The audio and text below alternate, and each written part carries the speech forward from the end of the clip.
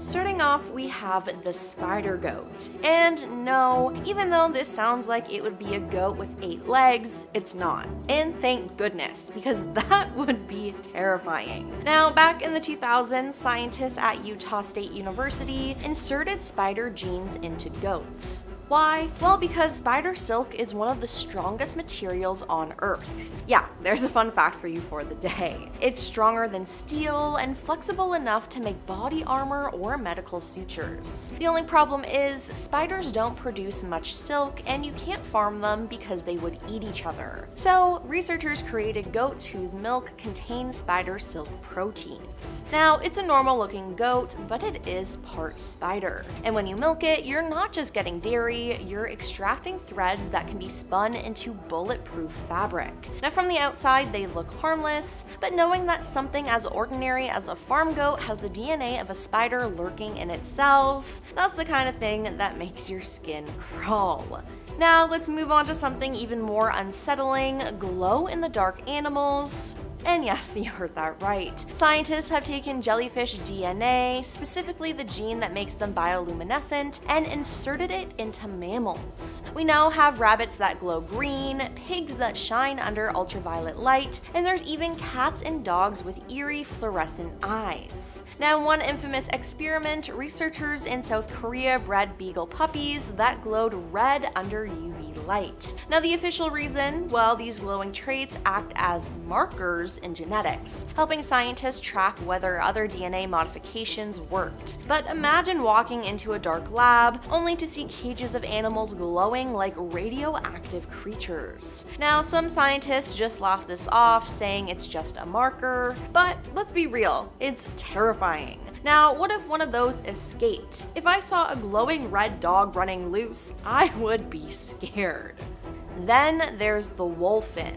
Back in the 1980s at a marine park in Hawaii, a female bottlenose dolphin and a male false killer whale were housed in the same tank.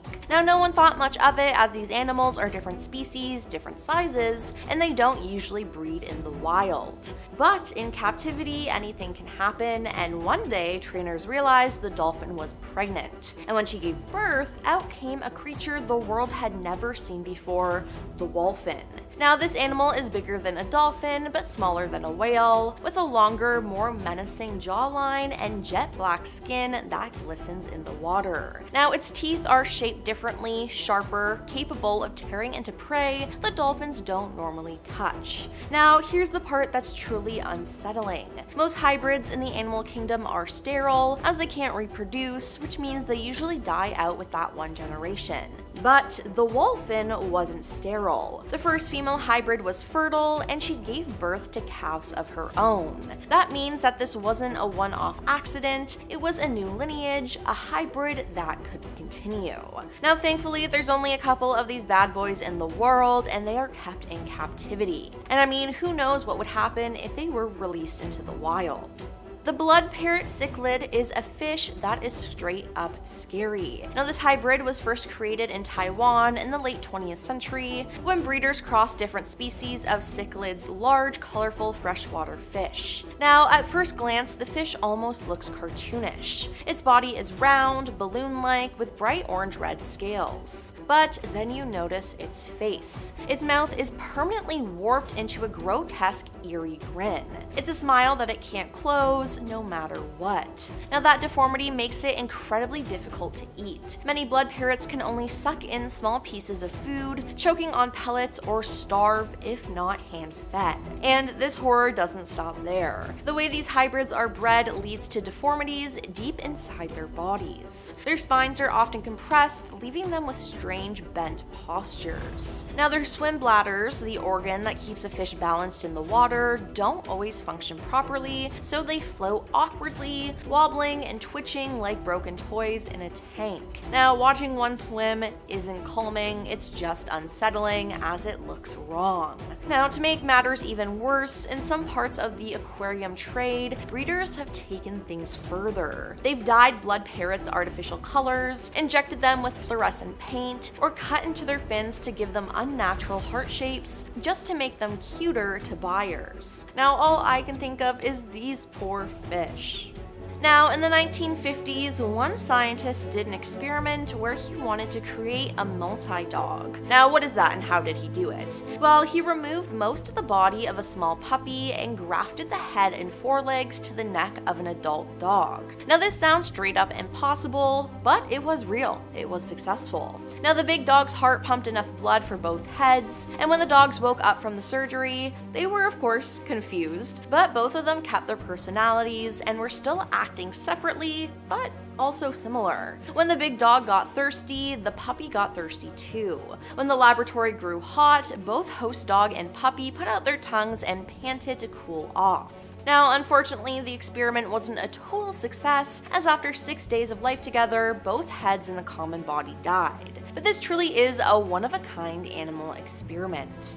The Savannah cat is straight up creepy. It's tall, slender, and spotted like a miniature leopard. But this hybrid is the result of crossing a domestic house cat with a wild African several, and the result is equal parts fascinating and terrifying. Now, Savannah cats can leap up to 8 feet straight in the air, scale cabinets, and open doors. They stalk through homes like wild predators with long legs and oversized ears that make them look like something straight out of the jungle. Owners who thought they were getting an exotic pet often end up realizing that they've invited something closer to a wild predator into their living room.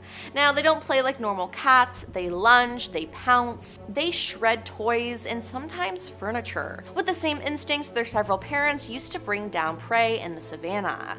Now, their calls aren't soft meows either, they hiss and screech. I mean, it seems like this creature belongs in the wild and not in our homes. Back in the 1970s, scientists wanted to breed cattle that could survive harsh environments but still provide leaner meat. Now, the solution was the beefalo, part domestic cow, part American bison. Now, on paper, it was practical, but in reality, well, that's a whole different story. Now, some beefalo escaped from ranches, forming wild herds in places like the Grand Canyon. Now, these hybrids trample wetlands, they crush fragile ecosystems, and they push out native animals. They look like oversized cattle with thicker shoulders and wide eyes, but their behavior is unpredictable. They can charge like a bison or turn stubborn like cows. Now, the scary part is they're fertile. That means their genes keep spreading, creating bigger and wilder hybrids that conservationists can't control.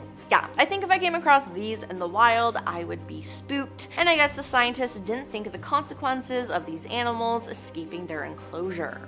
Now, everyone's seen koi ponds, right? With those calm, decorative fish gliding gracefully under lily pads. But if you cross a koi with a goldfish, you get something disturbing. A giant, unstoppable koi goldfish hybrid that grow far beyond what anyone expected. Now, they've been reported in rivers and lakes across the world, sometimes ballooning to the size of a toddler. Now, their scales are in unnatural patterns, stretched across massive bloated bodies. Now, these hybrids aren't just big, they're invasive.